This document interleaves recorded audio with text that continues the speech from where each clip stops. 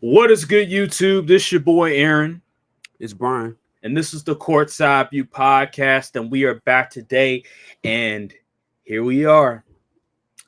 This is one of the most difficult podcasts that I'm doing today because we're giving our top 10 NBA players of all time list. This is going to be very difficult for me, just for the simple fact that when you're comparing different eras, it gets really dicey because there's a lot of variables at play.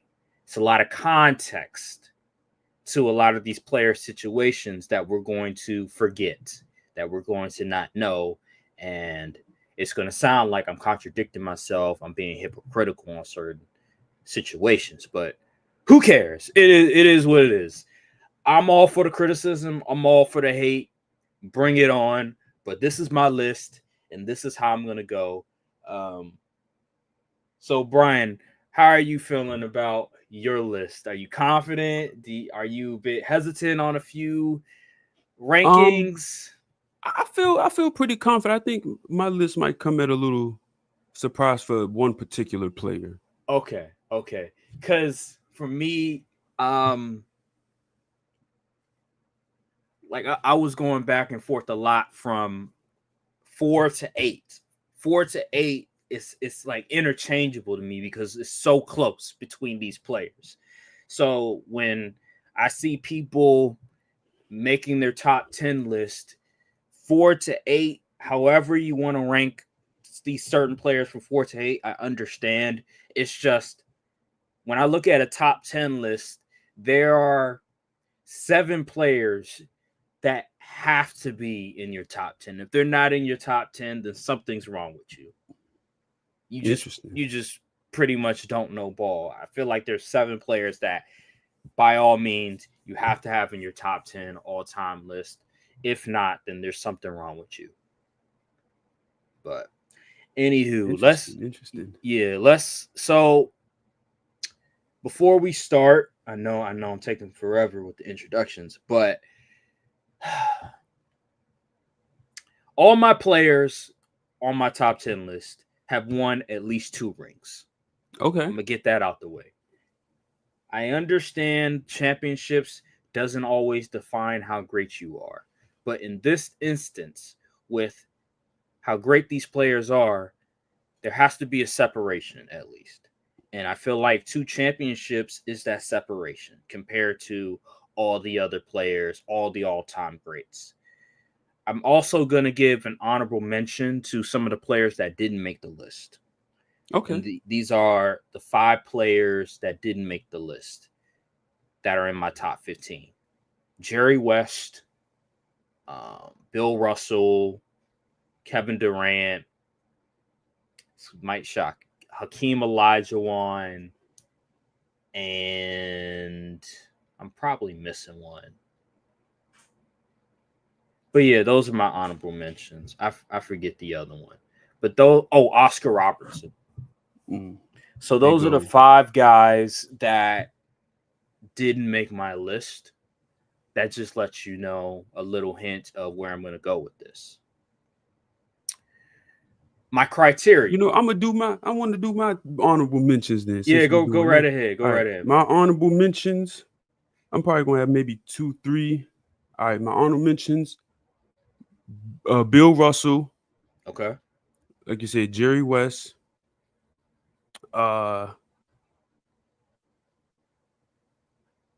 And Wilt Chamberlain. Wow. No Wilt Chamberlain. All right. No old heads on my list. No. I mean, technically everybody's old. Well, true. But I get what you're saying. No black and white footage players. No black and white footage players. I got you. So my criteria, I feel like this is also very important.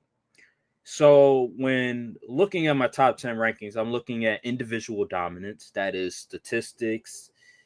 That is advanced analytics. I'm looking at those to take account. Playoff, how dominant were you in the playoffs as well? Then number 2, I'm looking at accolades. How many MVPs? How many times were you in the MVP conversation? So did you have a top 5 finish in MVP voting? all NBAs, all stars, all defensive player of the year, rookie of the year, all these things I'm looking at when it comes to accolades. And then third, I'm looking at championships, obviously. Fourth, were you the focal point of your offense? Now, everybody in my top 10 obviously were the focal points of their offenses. That's why I don't have Bill Russell in my top 10, because he wasn't the focal point of his offense. But everybody else on this list, they were the focal point of the offense by far. And the number 5 is level of difficulty. Who did you have on your team? The era that you played. Yeah. Who's your coach, etc. You get the point. Level of difficulty. So without further ado, oh yeah, do you have a criteria, or you just go on, or you just, this is just how I feel? My criteria is obviously individual. It's a combo of individual skill. If you were ever considered a top 5 player in the league while you were playing, how many championships you've won, but also how many championships you won as the bona fide guy. Right. So it's kind of like that. Okay. All right. I think we have pretty much laid the groundwork by how this is going to be ranked in our top 10 list. So without further ado, I'll start with mine. Number 10, I'm going to go with Wilt Chamberlain. I think Wilt Chamberlain is on my list. Although, yes, he played in an era that, for the center position, they had a significant advantage. I will admit that. But when you watch Wilt Chamberlain, when you watch the highlights, it's not a lot of full game footage of Wilt Chamberlain, but just watching the highlights when he was at his apex, when he was at his peak, when he was in his prime, he was outstanding. He was easily the best player in the NBA. I don't care what anybody says about Bill Russell, because back then MVP voting was a lot different. They looked at who was winning the most games, who was the leader of that team, who was the most important player for that team. MVP voting was a lot different, because if Wilt Chamberlain was playing in today's game and he was averaging those points, he would win MVP almost every year. So I don't want to hear that. Wilt Chamberlain's most dominant player we ever seen, by far. Like, there's nobody with a higher peak as an individual player. He averaged 50 in 1 year. I think he even took his team to the finals that year. And his team wasn't all that great. Like, yeah, he had 2 guys that were like all-stars. But if you compare that to the Bill Russell Celtics, it's not even close. Bill Russell always had amazing teams. He had 2 all-stars right next to him. It could be Sam Jones. It could be Bob Cousy. It could be John Havlicek.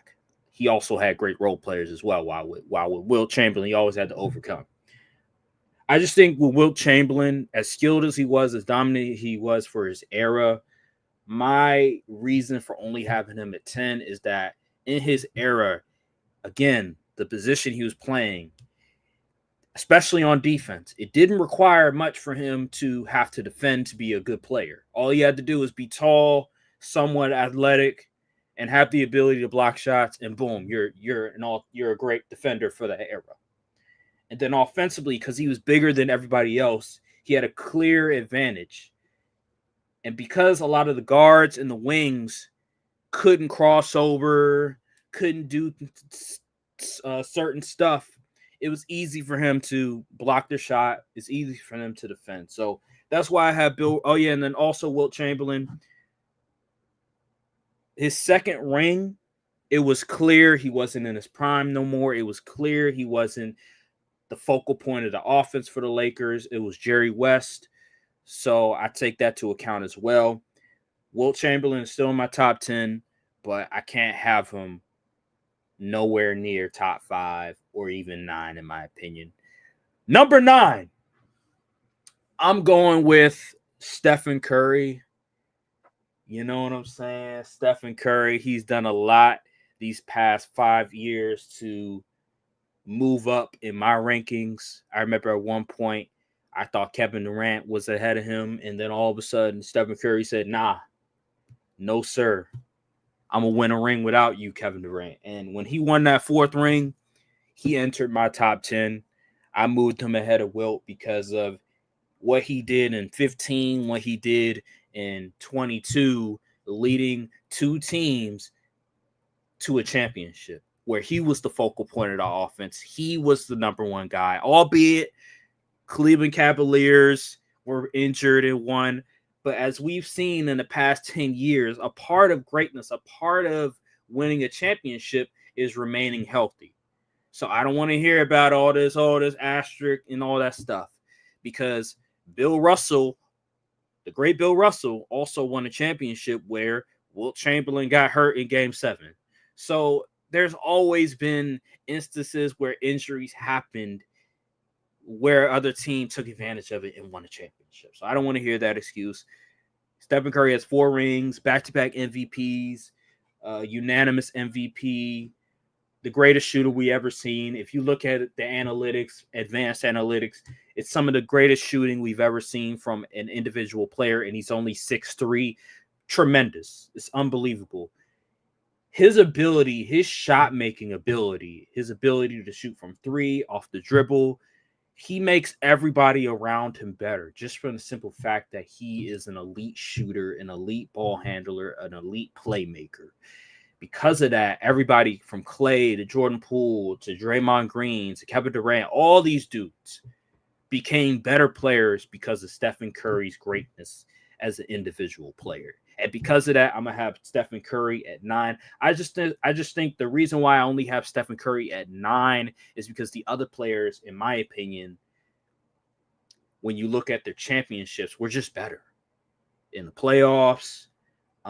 You could argue Stephen Curry had one of the greatest peaks.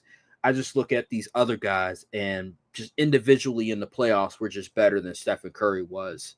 And that's no slight at Stephen Curry. He's still great, but I still can only have Stephen Curry at 9. Then also I think defense as well. When I look at Steph, during some of those championship years, he was a liability defensively, although he was trying. His size, his weight really put a detriment on him and his team. They had to try to hide him a lot of times, and when they couldn't hide him anymore, it looked really bad. So I also take account defensively. Well, you were a two-way player, and Stephen Curry obviously wasn't a two-way player. He got better as of recently, but for the majority of his career, he's been a liability defensively. So I look at that and I say to myself, I think a liability is pushing it. Shit, 2015, 2016?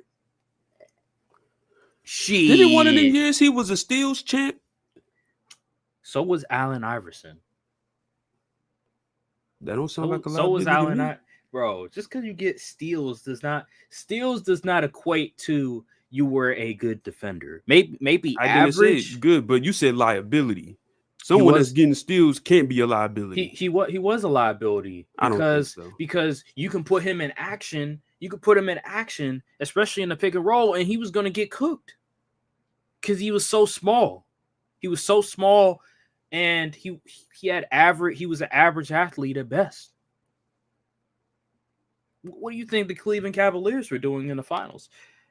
Well, that's different. They had Kyrie and LeBron. Anywho, I just think Stephen Curry's inability to be a good defender hurts him in this scenario.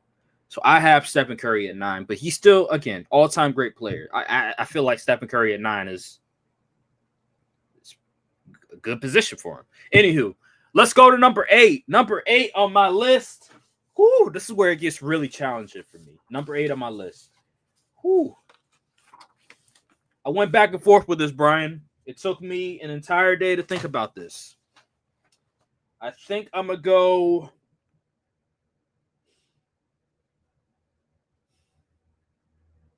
go Larry Bird at number 8. I went back and forth with this, but I think Larry Bird at number 8, which is a great spot for Larry Bird. I understand some people might have Larry Bird in the top 4 or top 5. That's great. I have Larry Bird at number 8, one of the best peaks we've ever seen from 84 to 87. phenomenal. Top 2 player in the NBA, won 3 straight MVPs, won 3 championships, won 2 finals MVPs. When you look at the advanced analytics, he's up there with some of the greats as well, from a PR to a true shooting percentage in the playoffs. When by the time he hits, I think it was age 26, he was damn there unstoppable in the playoffs. He was a playoff riser. Well, I wouldn't say playoff riser, but he was putting up MVP numbers in the playoffs by the time he was 26. In his earlier career, when he first got in the league, he wasn't all that great in the playoffs by the time he hit 26, which was around his prime, it was a wrap. He was getting 26, 27, 30 points at ease with no problem at all. I also think Larry Bird, at times, his rosters weren't the greatest. I feel like people overrate his rosters a little bit too much, especially in the early years. Because Nate Archibald, he was up there in age. He was in his 30s. Robert Parrish was a really good player for his time, but the role players, the supporting cast, wasn't as talented as what people try to say it was. So, like, Cedric Maxwell was good. Nate Archibald was up there in age. I'm talking about the first championship, not the other championships. Later on, around 84 to 86, like his bench, the role players were fantastic. I'm just talking about the first few years he was in the league. I think his supporting cast wasn't as great as what people claim it was. So I think with Nate Archibald being up there in age, with Cedric Maxwell being his maybe second or third best player at the time, Robert Parrish, I think he came on the scene in 81. He was a really good player for them. I think he was an all-NBA caliber player. It wasn't as easy as people claim it to be. And Larry Bird came on the scene rookie year, and he was top 5 from jump. Literally, he was all-NBA first team his first year in the league. My issue with Larry Bird, I feel like his prime was too short. I think he had back. Yeah, he was great from 80 to 87, and then after that, it was a wrap. He wasn't a top 5 player anymore. He wasn't that MVP caliber player that we've known him to be from 80 to 87. I just think his prime was too short. I think he had 8 great seasons, but then after that, it was like, well, that's it. His prime was over. So that's my issue with Larry Bird. Other than that, he was a fantastic player. I just think his prime was too short. I wish it was a bit longer, but that's just not the case. Number 7 on my list.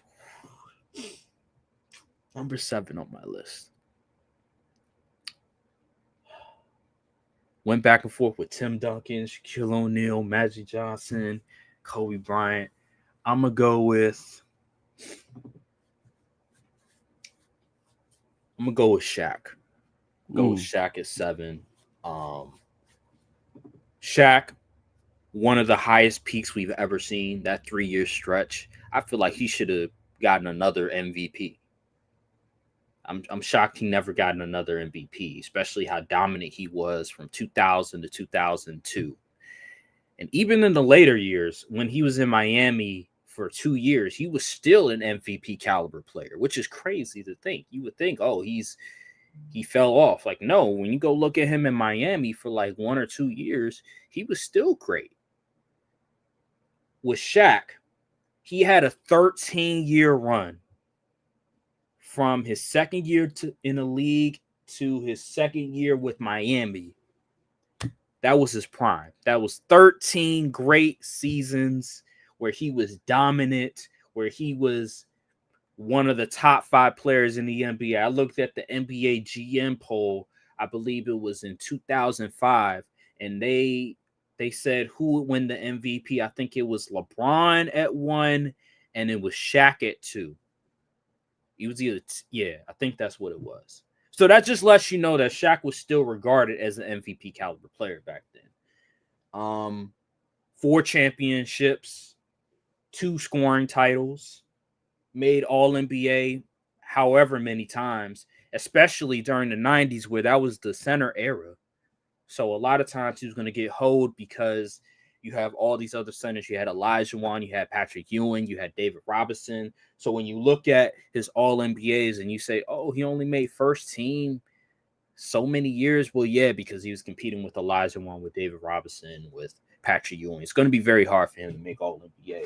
But he was still dominant enough where he was able to get on the All NBA team so many times. And there was one year where he was second team All NBA and he was second in MVP voting. So that just lets you know the center position was that crazy back in the day. But ultimately, I have Shaq at 7. I just think that he wasn't the best defender, even though he had the size, he had the athleticism, he had the strength. He wasn't the greatest defender in the world. He had 3 finals MVP. I also think with Shaq, I felt like when you look at Kobe, when you look at Dunk, when you look at all these other players, Shaq had a lot of great players. And no, that's no problem with having great players on your team. But I felt like there were certain times where he didn't maximize the talent on his team. I remember in 98 with the Lakers, they had 4 All-Stars on their team. 4 All-Stars. And for whatever reason, he still wasn't able to capitalize on that talent. There was a lot of great players on that squad. Rick Fox was on there. Derek Fisher was on there. Kobe was still young, but you still had Eddie Jones, Nick Van Exel. It wasn't until Kobe came to his own that Shaq finally won championships. And I'm like wondering why is that the case? Why is it that Shaq, with all that talent in Orlando, with all the talent in LA, it took him until Kobe. I'll give him a little leeway on the Orlando years because Penny Hardaway, his knee was cooked. Well, it wasn't. I wouldn't say his knees got cooked when he left. It was like I think it may have been 97 or 98. His knees. I think he was. I'll say this. He was young in Orlando, but in LA, some of those teams were very talented, and they still were getting swept by the Spurs. They were getting swept by the Spurs was tough. The Utah, not 99. The roster, the talent wasn't all that great, but he was getting swept by the Spurs. He was getting swept by the Utah Jazz, albeit they were young, but they had so much talent. I just don't understand why Shaq wasn't able to maximize that team when he had a good amount of talent around him. It wasn't like he was lacking talent. It wasn't until Kobe came to his own that Shaq finally got over the hump and won himself 3 rings. And then also when he went to Miami, he wasn't the best player when they won the championship. Matter of fact, that was Dwayne Wade, as we all know. And Shaq, he was out of his prime by that time. So that's another thing. I just look at these other guys on my list and what they were able to accomplish. The level of difficulty, in my opinion, from the next guys that I'm going to talk about was higher than what Shaq had to deal with. Because Shaq, he had talent at times during his career, and he just wasn't able to deliver at some point. I just don't understand it. I don't get it. I don't understand why he couldn't do that. And also defensively, him not being a good two-way player also, in my opinion, penalizes him a little bit. So I'm going to have Shaq at 7, in my opinion. Moving on to number 6. I'm going to go with Tim Duncan. Over the years, I have underrated Tim Duncan. I didn't see the hype. I thought he wasn't as great as what people try to claim him to be. But as I learned more about basketball, as I learned more about Tim Duncan and his career, I realized that, you know what? Tim Duncan was the real deal. He was actually better than advertised. Now, Shaq, in terms of prime years, he has the edge over Duncan because Duncan, he had a 10-year stretch where he was a top 2, top 3 player in the league. And then by 08, his knees was pretty much cooked. He was still a top 10 player, but he wasn't nearly the dominant force as he was from 98 to 2007. My thing with Duncan that I love about Duncan is he was a two-way player. He was one of the greatest defensive players that we've ever seen. And it's unfortunate that he never won a defensive player of the year, which is crazy because he was always first team all defense. I think he may have 10 or 15 all defensive teams, which is ridiculous, especially in that era when you have KG, when you have all these dudes that he's fighting against. Duncan was also a really good offensive player. He wasn't nearly the offensive player of a Shaq, a Kobe, a MJ, a Magic, a Larry Bird, but he was still a damn good offensive player. I mean, what was his nickname? The Big Fundamental. Big Fundamental. He was a damn good offensive player from the mid-range to the post. He had everything that you want. People talk about these like big men today. Big, yeah. Absolutely. They talk about these big men today. Go look at Tim Duncan in 2003 against the New Jersey Nets. It's absurd how great he was. He had the mid-range shot. He had the turnaround fadeaway. He had the hook shot on lock. He had everything, every array of moves that you needed as a power forward or as a center at that time, which made him incredibly dominant. It didn't matter if you were physical against him. It didn't matter if you were more athletic than him. He was going to figure out a way to get the advantage versus that defender. And Tim Duncan was fantastic. In the finals, he was fantastic, especially in his prime in 2003 against the New Jersey Nets, 2005 against the Detroit Pistons, and 1999 as well against the New York Knicks. And that was the second year in the league, by the way. And if you look at those rosters, if you look at that roster in 1999, the talent, it's not even close to being as good as it was when you get to 2003, 2005, 2007, 2014. It's not even close. So for Duncan to be able to elevate his teams, remember, before Duncan was drafted, the Spurs were terrible. Yeah, they were a bottom feeder. By all means, although David Robinson. They had David Robinson. Although David Robinson did get hurt, but they were a bottom feeding team. And then he comes to the team next year and they're winning 50 plus games.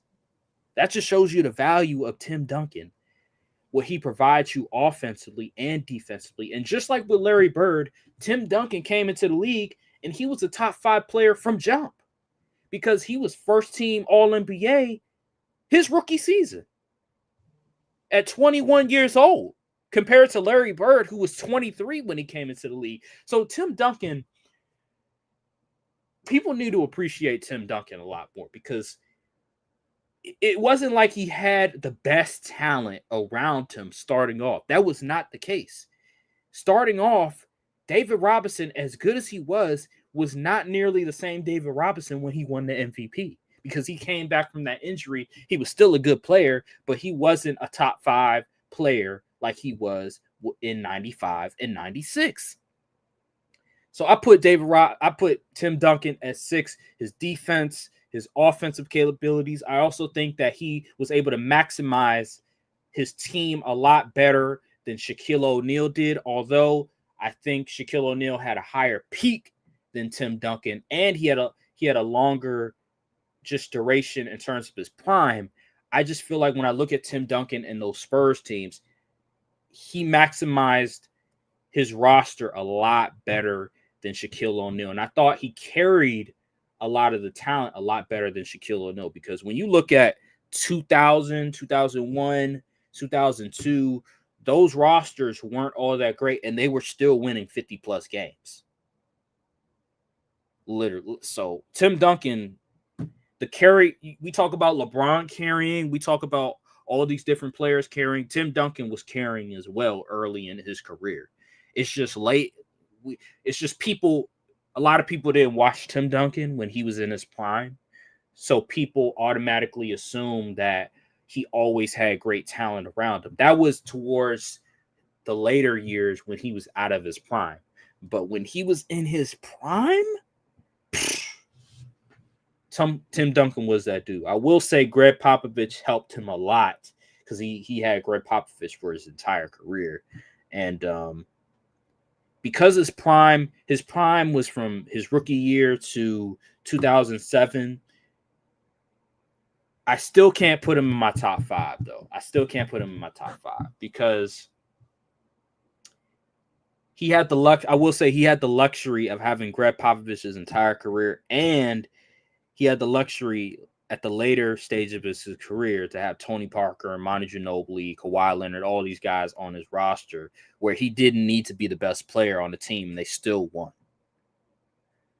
So I think with Tim Duncan, when I compare him to some of the other players on this list, I just think that the other players on this list, they had to be the best player on their team if they were going to win.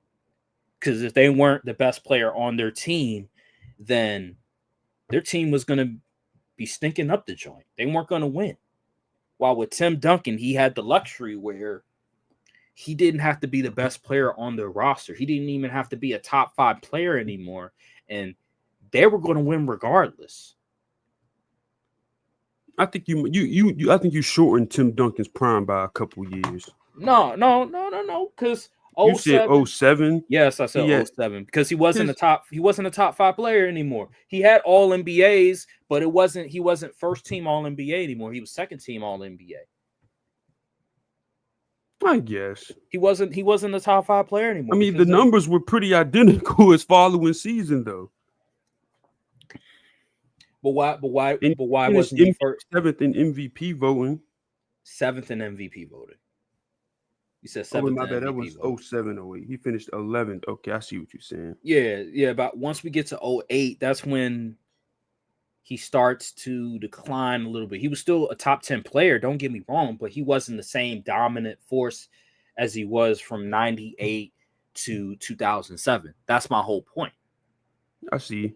He was still he was still the most important player on the Spurs. He was still the best player on the Spurs until you get to 2000. I think it was maybe 2010, 2011, where we start to see Tim Duncan not being the best player anymore. It was more Tony Parker. He got first team in 2012, though.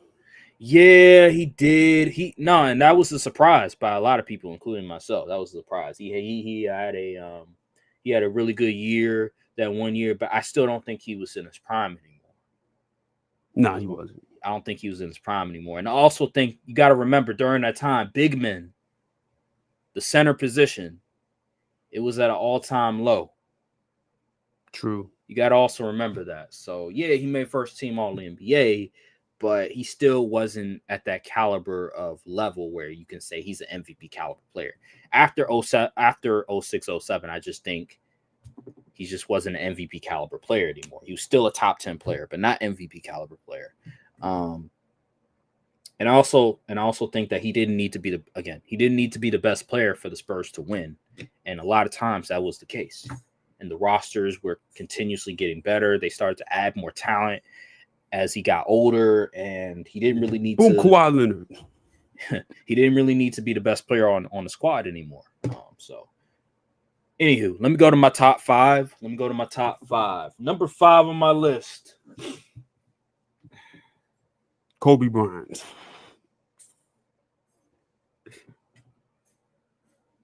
Said Kobe Bryant at 5? Mm-hmm. Nah, I ain't putting Kobe Bryant at 5. Putting Magic Johnson at 5. Oh, yeah, you didn't say Magic yet. I'm putting Magic Johnson at 5. Now, a lot of people are going to watch this and say, how can you have Larry Bird at 8 but have Magic 3 spots ahead of Larry Bird? I'm wondering the same thing. Here's my thing, because I was doing research on both of these guys. I was trying to compare both of these guys.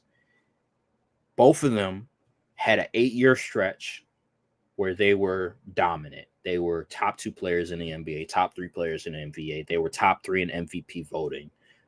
Magic, I think by 83, that's when he started to come to his own and he started to be that dominant player. It's unfortunate that he had the HIV virus because at 91, he was still top 2 in the NBA. He was right there with Jordan. Now, Jordan was obviously best player by then, but Magic was literally right there in 91. So when people tell you that Magic was falling off, that's a lie. He was not falling off. He was literally top 2 in MVP voting. Like, he was still easily the best point guard in the NBA. And the reason why I have Magic at 5 is because I don't think people understand just how valuable Magic was to the Lakers in that era. Because people like to say, oh, he had all this talent around him and etc. But when you look towards 88, 89, 90, and 91, the talent wasn't nearly as great as the earlier versions of the Lakers. And they were still winning 50-plus games. Magic was still going off and being in top 2, top 3 discussions. Matter of fact, he was the best player. I say 87. If you want to say Jordan was the best player in 88, by all means. But he was still getting MVPs when people argue that Jordan was the best player in the NBA by that time. I just think Magic's value to his team is a lot higher than Larry Bird's value to his team, in my opinion. Because I think as the Lakers, over time, the rosters weren't as talented, Magic was still able to get his team to NBA Finals, was still able to get his team to winning records, to top 3 seeds in the Western Conference during that time, which is not easy. And when you look at his versatility as a scorer, as a passer, as a rebounder, I was watching, I think it was against the Trailblazers. It was one game where I think he had a triple-double. And if you watch Magic, especially around 85, the jump shot started to get a lot better. He was a great cutter.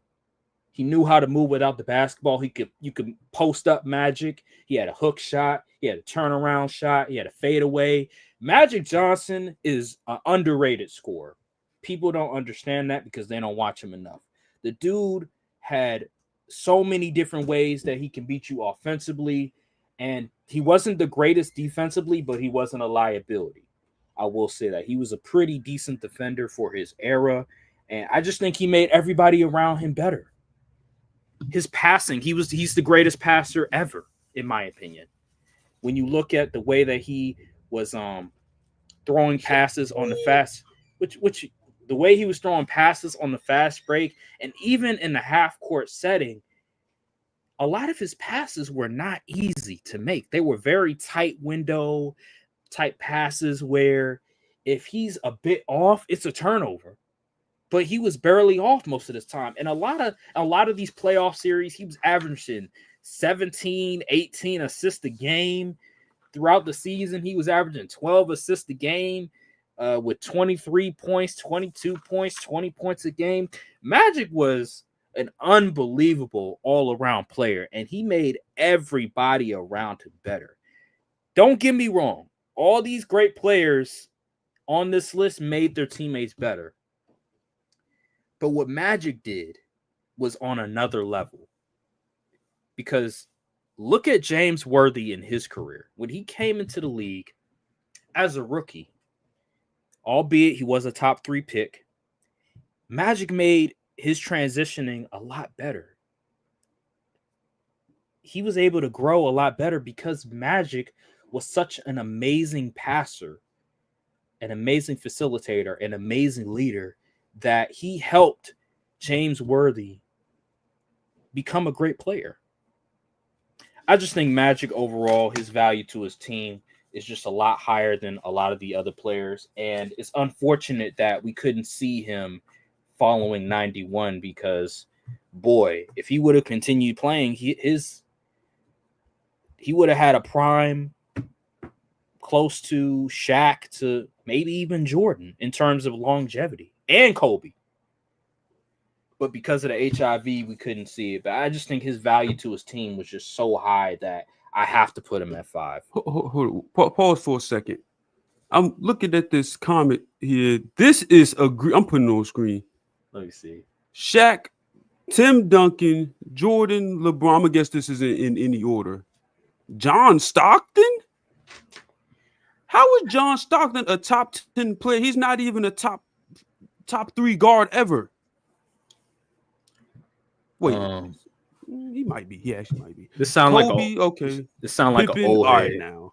It sound like an old Pippen head. ain't won nothing as the number one option. He should be barred from the list. Curry, sure. Hakeem, sure. Klay Thompson. Okay, we'll get that off. This sound like an old head did that list or a troll. This sound like a troll. Klay is hilarious. I'm gonna ignore that, but I think Magic Johnson, his value to his team is too hard not to put him in the top 5. All right, let me go to number 4 on my list. I'm gonna go Kobe Bryant. So with Kobe, I think last year or in the past 2 years, I've had Kobe at 5. I had Magic at 4. But the reason why I put Kobe at 4 is just some of the things that I've learned over the years regarding the rule changes, how things were in the 2000s,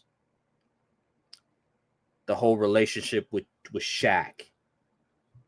I have to put Kobe at 4. I have to. For the simple fact that he had the most difficult road, in my opinion, because of the rule changes during the 2000s. He was a guard. So those rules really hurt Kobe because there wasn't a whole lot of spacing, zone defense, hedging. There was just so many things that he had to worry about on the floor that prevented him from being a great player. And yet he was still a great player. He was still averaging 30 points a game. He was still putting up 35 points a game. He was still shooting a remarkable 45%, 46% from the field at his prime. And he was winning championships alongside Shaq. And he wasn't a sidekick to Shaq. It was more of a 1A, 1B situation. It's just when they went to the finals, Shaq had so much of an advantage that Kobe was like, I'll let you cook. He said, I'm going to just let you cook, because that was the smart basketball decision to do, is let Shaq cook, because he has these centers that can't guard him. It's not like it was Akeem Olajuwon guarding Shaq. No, these are guys that nowhere near are able to guard Shaq. So, of course, Kobe is going to take more of a reserved role in that sense. And he still got busy with Shaq. And it wasn't like Kobe was standing in the corner or standing at the wing and Shaq threw him the ball and it was a wide open shot. Like, no, Kobe had to get his. He had to get his. He had to get it out of the mud. And even with the whole Kobe, Shaq carried him to all those rings. Guess what happened? Shaq left. Kobe was still great. Kobe was still top 3 player. And he won 2 more rings. And he put that to bed. And when he won those 2 rings, one of those rings was against the Boston Celtics. During that time was one of the best rosters we've ever seen. With Kevin Garnett, with Ray Allen, with Rondo, with Paul Pierce. And he still was able to beat that team.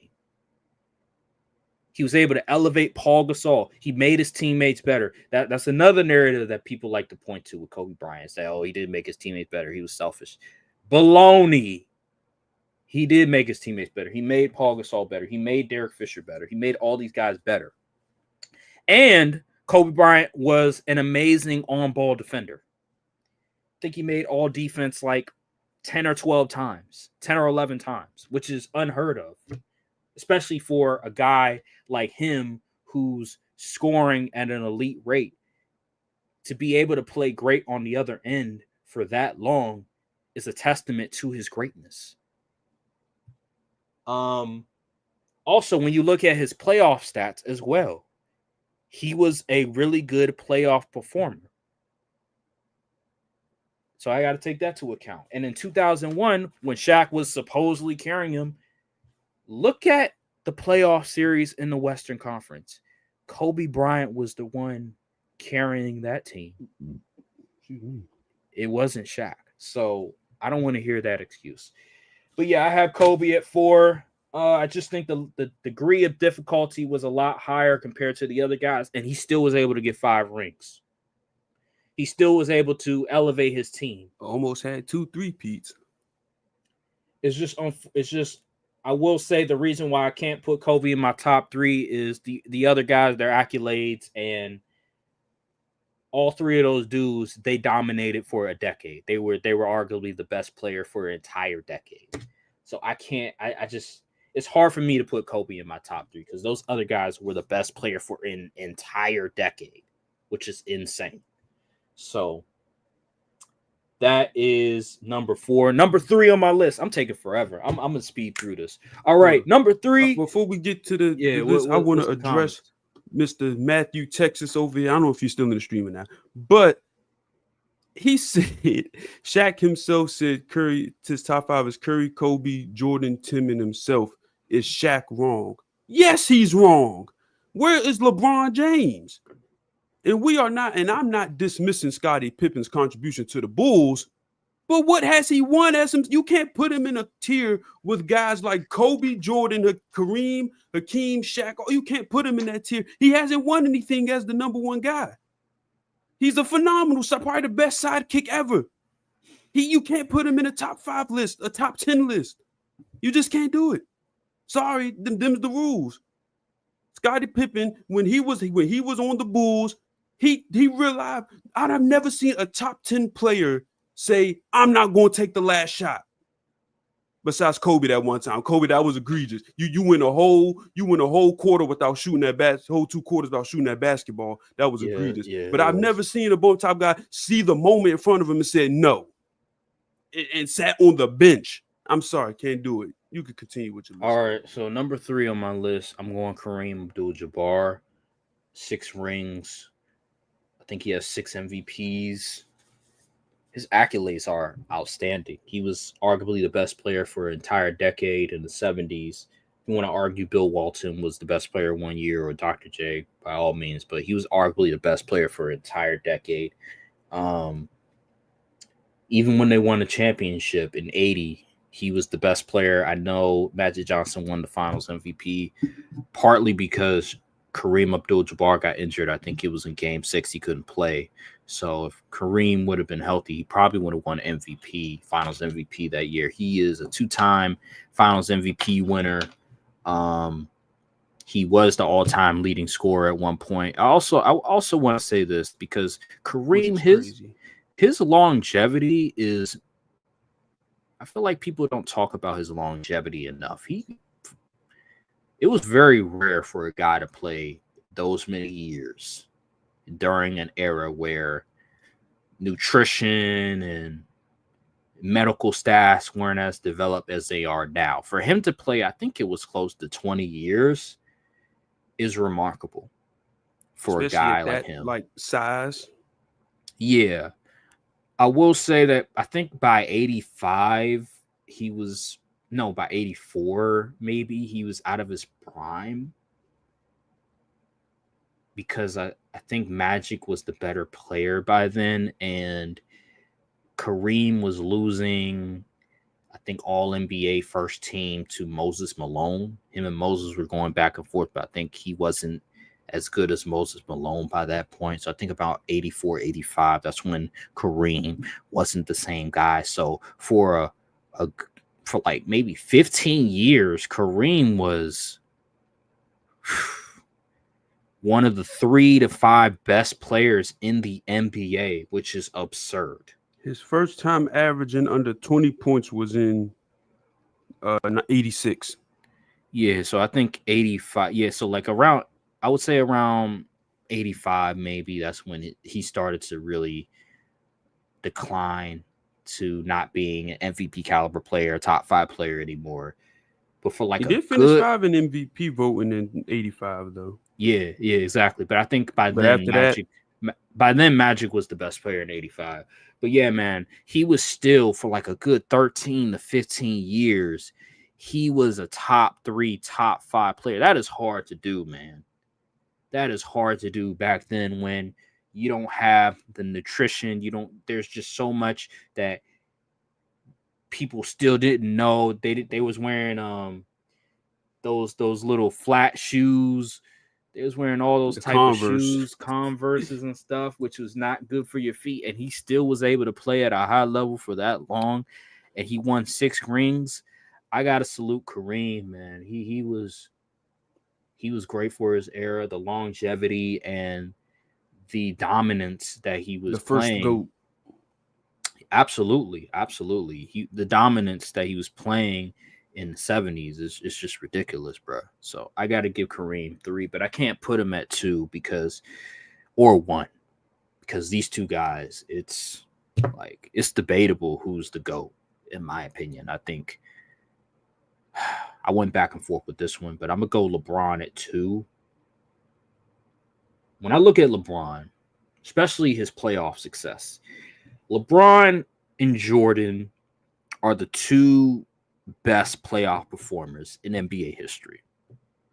When you look at the advanced analytics, when you look at the regular stats in the playoffs, it's absurd how great they are in the playoffs. But every time I look at LeBron and his playoff numbers or his regular season numbers, I look at Jordan and I say it's just as impressive, if not more. And then when I look at the NBA Finals and I say, damn, LeBron was great in the NBA Finals. I look at Jordan, I'm like, Jordan was just as good, if not better, in the NBA Finals. Jordan averaged 41 points a game in the Finals. He averaged 35 points a game in the Finals, 31. So I was thinking, what is the separator? Obviously, LeBron's going to have longevity because he's in like year 23. He's still doing it. LeBron, he's had a prime. His prime has been for like 15 years. From his second year in the league to 2020. That's his prime. He's had like a 15-year stretch where he's been a top 3 player in the NBA, MVP caliber player. He has 4 MVPs, but Jordan has 5. Okay, whatever. The separator for me, unfortunately, I hate to say that, it has to be the Dallas series. I'm sorry. It has to be the Dallas series. I am sorry, but Jordan, I don't think people understand just how near perfect Jordan was in the finals. How dominant he was in the finals. His worst series, he averaged 27 points a game. 27 points a game. Like, come on now. While with LeBron, that Dallas series was so bad. He had the better team. He had the better talent. And yet he still lost in that Dallas series. LeBron has done a lot to close the gap between him and Jordan. But that Dallas series is always going to be hard for me to put LeBron over Jordan just off of the Dallas series alone. How much he fell and choked in the biggest of moments. I just can't put LeBron as my GOAT. Just off of that. If LeBron wins one more ring and he's finals MVP, y'all know that ain't happening. I'm just saying, if he so happens to win finals MVP and he wins the championship, then we might have to have a conversation. But right now, as of this moment, I can't put LeBron as my GOAT. I have Michael Jordan as the GOAT. Michael Jordan, 6 for 6. Obviously, he was great in the finals. Besides the Seattle series where he averaged 27 points a game, which is ridiculous. That's his worst finals. In the playoffs, he was always a playoff riser. He was always dominant in the playoffs for the most part, except maybe a couple of Knicks series, maybe a Detroit series then and there. But for the most part in his career, he was always great. In the finals, he was always great. He has 10 scoring titles, for crying out loud, 5 MVPs. There were certain times in his career where he should have won maybe 7 MVPs. They gave it to Karl Malone. They gave it to Charles Barkley. It's like, okay, whatever. I just think Michael Jordan, it's hard to put anybody above Michael Jordan because he was that dominant for his era. And in the finals, he was damn near perfect. And in the playoffs, he was damn near perfect. I just can't do it. And he won a Defensive Player of the Year. He was also a great two-way player. He did. Not to say LeBron wasn't, but Michael Jordan won DPOI, MVP, All-NBA first team. I'm sorry, LeBron. I'm sorry, I can't do it. And that is my list. I know I took forever. I took absolutely longer than I wanted to. I was just rambling back and forth. I'm gonna have to edit some stuff out, but that's my list. Oh, so give the final rankings. Okay, the final rankings. 1 is Michael Jordan, 2 is LeBron, 3 is Kareem, 4 is Kobe, 5 is Magic, 6 is Tim Duncan, 7 is Shaq, 8 is Larry Bird, 9 is Stephen Curry, 10 is Wilt Chamberlain. All right, there you have it. All right. I mean, your logic and reasoning. I see you put a lot of effort into this list. You put way more effort into this list. He had a whole stack of papers to reference. See, look at you can't prepare for this one, man. My list is more so not as prepared, but the logic is still there. So I'm gonna just start with number 1, Michael Jordan, MJ, the GOAT. I mean, come on now, this guy was a mythical being on a basketball court. The way people talk about him, the way the stories are, you would think he wasn't even a human. This man, they talk about, oh my gosh, he has the killer instinct. He is like a different type of aura. I'm like, someone said, who was it that said that he thought he was Black Jesus? Who said that? I can't even remember. But Michael Jordan is just the GOAT, man. 6 rings, like you said, 11 scoring titles. 10, I think. 10. Yeah, 10 scoring titles. He had an 11-year peak, won 2 3-peats. Let's not forget that, with the same team. Yeah. That's what really puts it. Like, he was able to do all of that with the same team. Yes, he took a break. He retired for a couple years or so. It was like a year and a half. Yeah, like a year and a half. But Jordan, he was just a phenomenal career, man. Really phenomenal. We'll never see anything like that again. I'm gonna let y'all know right now. We're never seeing another Jordan or LeBron type player come into the league and dominate at that level. It's just way too much parity in the current NBA. Number 2, I know people say I be hating on him a lot, but I'm realistic at the end of the day. LeBron James is the second best player to ever pick up a basketball, in my opinion. I mean, it's not even close in my eyes. Like, LeBron James, even though you could say I'm a hater of LeBron, I'm not a hater, but this dude, for my whole entire life, he has been the guy. And I'm 24 years old. It is ridiculous. I've seen this man go to 8 straight finals and win, 3 rings? Yeah, 3 rings during that stretch, which isn't I know people say, oh, he only won so many, but like, you know how hard it is to go to that many finals back to back years, and you have to play a team like Golden State, who was an all-time team, and then you beat them in 2016, come back down 3-1. People say, oh, it was rigged. That okay, you could argue that, but like, the fact remains, he came back down 3-1 in 2016. Like, that is some legendary stuff right there. You could argue he should have more MVPs. He only has 4 in his 20-something year career. You could argue he should get more.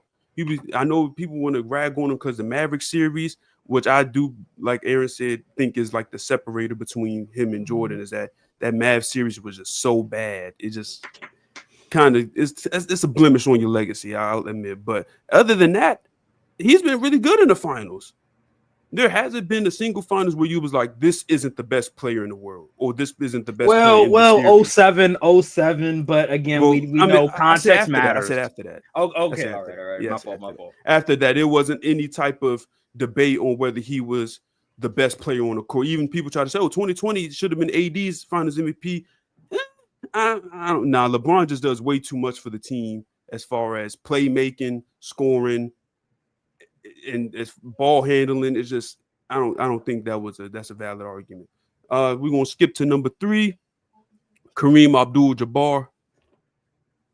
What can I say? He was an all-time leading scorer for I don't know how long. We didn't even know if that was even going to be broken until recently when LeBron broke it a few years ago. I think that was 22, 23, something like 23. that. Yeah, 23. Yeah, 23. And I mean, the level of dominance he had, like you said, Aaron said, like a 15-year prime.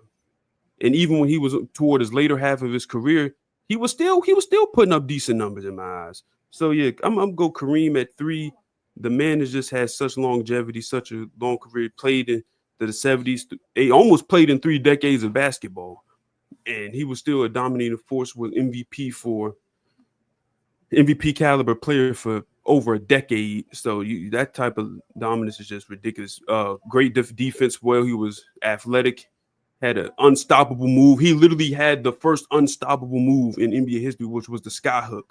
And people to this day still cannot replicate the success of that move. That's just how skilled he was as a scorer. Like as a big man, to lead the league, to lead the NBA history in points for so long as a big through multiple, man, that's a feat. That's a feat in itself. 4. See, 4 it's a bit tricky for me. I'm gonna go Kobe Bryant though. I'm gonna go Kobe. I'm gonna go Kobe at 4. I'm gonna go Kobe at 4 because Kobe Bryant is, to me, like, obviously he's widely regarded as Baby Jordan. Yeah. But Kobe Bryant just had a different type of tenacity on the court. Different type of mentality. Yes, like there's a distinction between the Jordan mentality and Kobe mentality. Kobe just wanted to. I think Kobe was a different type of psychopath than Mike was, because Kobe just work. He would kill himself in the gym, and the results would show off on the court. I know people try to get on him from them early years with Shaq when he wasn't even the best player on the team, but like the Lakers don't win those rings without Kobe. Let's get that out the way. Because it was moments when Shaq was looking shaky and Kobe had to step up and take over, especially in the fourth quarter. Game 7. And Kobe, even when Shaq was the number one dude, everyone knew when the time came, the ball is going to Kobe. He's going to take that last shot. And he was a great defender as well. He took pride in his defense, which I loved. And even through injuries, through a later career, he still came back and was still a good player. Even after that Achilles tear back in, what year was that, Aaron? You should know. 13. 13. He was still really good that next year. Like he was still Kobe Bryant. And the man almost three-peated a second time. Man, stop playing with Kobe Bryant. I know it's kind of, people try to like say, oh, he's a shot chucker. He wasn't efficient. Who was going to shoot the ball for the Lakers? That's facts. Name me one shot creator, a real scorer that the Lakers had outside of Kobe Bryant through his career. Most people can't. I don't think anybody really can. So, yes, Kobe Bryant had to take those shots because he was the only person who was going to come out there and drop 25 plus a night. It's just what it is. Kobe is at 4 for me. Okay. At number 5, I'm going Tim Duncan. Oh, that's fair. Tim Duncan, man, he's just the prototype big. Like, he big fundamental. He got everything you need. He got a turnaround. He got a fadeaway. Plays good defense. Knows what he's a smart player as well. That was under the tutelage of Greg Pop for his whole career, so he was never not in the fray until like after like 07 or so as one of the best players in the world at the time. He won 5 rings, and it's just the man was just good in pretty much 3 decades of basketball, which is crazy. But Tim Duncan, he deserves that respect at 5. I think a lot of people, especially our age, me and Aaron's age, underrate Tim Duncan as a player. And that's why I do on the show on what's that? Is it Player's Choice? He was like, you have no idea how good Tim Duncan was. The old head, chill. The old head. So yes, people got to give Tim Duncan some respect. Now here's where things get a little interesting, because here's a player for me that's on my top 10 that wasn't on yours. My top, so I'm at 6. I'm going to Hakeem Olajuwon. Hakeem, the dream Olajuwon. Let me explain why. Hakeem Olajuwon, in my eyes, pound for pound, most skilled big man ever to play the game. Okay. Hakeem could give you everything you want. He had the best footwork of any big I've ever seen in my life. He was a great all NBA caliber defender. I think he got 2 defensive player of the years. He got 2 MVPs, I believe, and he got 2 rings. He was one of the select few stars to win a ring in Jordan's era. I don't know if Jordan wasn't playing. He won the rings. I don't care what y'all say. There was very few teams in the 90s that ever won a championship. He won 2 of them. Okay. So that should let you know how good Hakeem was. If as soon as Jordan had to step away from the game, he immediately took over and won 2 rings. Hakeem Olajuwon was like that, man. I think people got to give him a lot more credit. Players to this day still be trying to get work from him, trying to get their feet right. As well, Biggs try to get go to and work on his footwork. I got Hakeem at 6, man. I really like Hakeem's game. I think he gets a lot. He deserves a lot more credit than what he gets for what he has done. He was, I believe, he had. I got the stats pulled up right here. Matter of fact, Hakeem Olajuwon. Where is he? Where is he? There we go. Hakeem Olajuwon. 9 all defensive teams selections. 3 times block champ. 2 times defensive player of the year. 2 times finals MVP. And he won MVP in 93, 94, which Jordan played that year. He did. Well, he played in 95. 93, 94? Played in 95.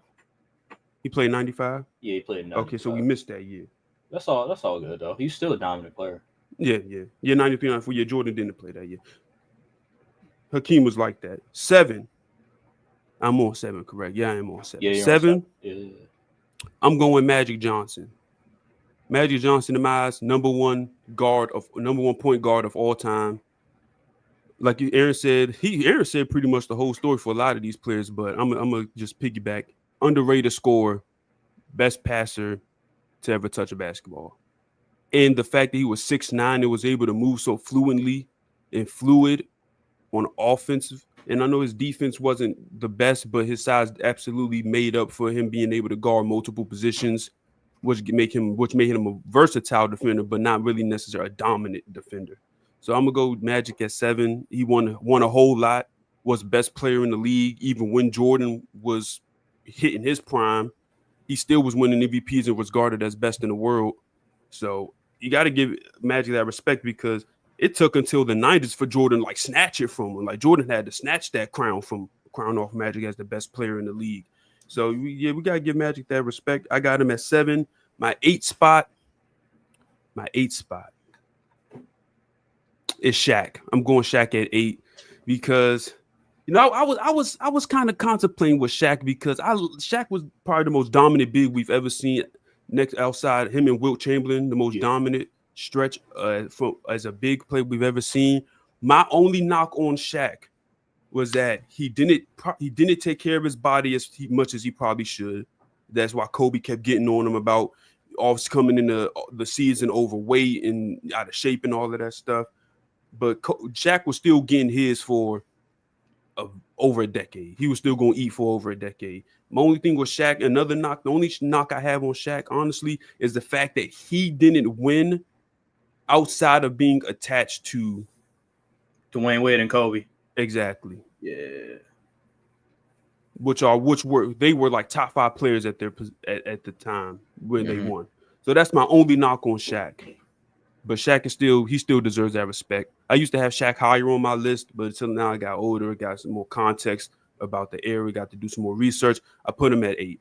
9 is Steph the Chef Curry. Steph Curry, he's my favorite. Outside of Jordan, he's my favorite basketball player of all time. Steph Curry is the man. He just has a great story, man. He was undersized coming out of Davidson. People didn't know if his game was going to super translate to where he was in his peak. People didn't even know if he was going to pan out all that well. They had Monte Ellis getting more burn over him at some point. And then Steph had to just come in and revitalize that whole Warriors organization. The Warriors wasn't even valued at $1 billion before Steph came into the league. They are one of the most valued franchises in sports. That is the impact of Stephen Curry. He made so many players money. He made so many players around him better. He won 4 rings, and LeBron James was in the league with him. I knew he had better teams than LeBron. That is true. That's facts. That is true. But at the end of the day, once you get to that stage, you got to get it done. And Steph got it done. So that's why, and best shooter ever, hands down, off the dribble, pull up, spot up, didn't matter. It's money. Some of the most crazy highlights and circus shots you'll ever see. People get on him for not being clutch per se, but most of the times he was putting teams away before we could even get to a clutch moment. So you got to, man, Steph Curry, man, second best guard, point guard to ever play the game. We'll never see another Steph Curry as far as shooting ability and the amount of times he was winning at what the size he is. And him being the Warrior system for so long and it's still working to this day. Because we saw what happened when he got hurt in that series against the Rockets. It was, a series against the Timberwolves. It was over for him. So we got to give Steph Curry that respect. And number 10 on my list, I'm going with Larry, the legend Bird. Larry Legend, coldest, this may be controversial, coldest white boy to ever step on the basketball court. That man would give you all the, but he got offended when you put another white dude to guard him. That's how good he was. And I know him and Magic had wars, wars, Celtics, Lakers wars over all them years. And Larry Bird, unfortunately, didn't have the longest prime because his back issues and all of that. But Larry Bird could give you everything you want. He has like some of this. Look at some Larry Bird highlights, or even look at some game. Some of the things he's doing back then would absolutely work in the league. In today's game, like he's hitting turnaround. He. Oh my goodness. Oh yeah, Larry Bird was an underrated passer as well. Very underrated as a passer, and he also had he had good. He was a smart defensive player as well.